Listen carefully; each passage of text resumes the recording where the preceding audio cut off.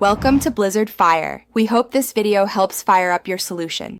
You start by powering down and removing power sources so no charge remains in the system. This protects components and you. Once done, flip the EliteBook and remove the bottom screws in a clockwise pattern, then release the back cover using a plastic pry tool.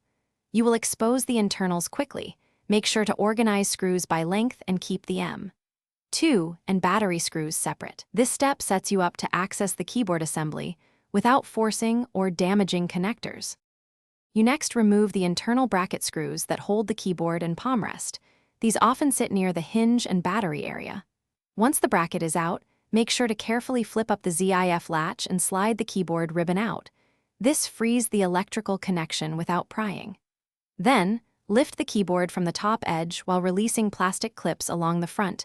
Go slowly to avoid breaking tabs. If adhesive resists, apply gentle heat for a few seconds and try again.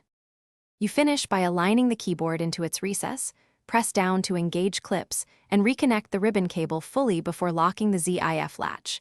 This ensures signal continuity. Once everything is aligned, replace the internal bracket and secure all screws to their original positions, then snap the bottom cover back and reinstall external battery or power.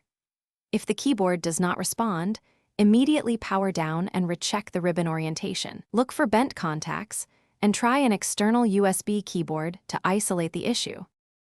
Thanks for watching. If you found this helpful, don't forget to like and subscribe.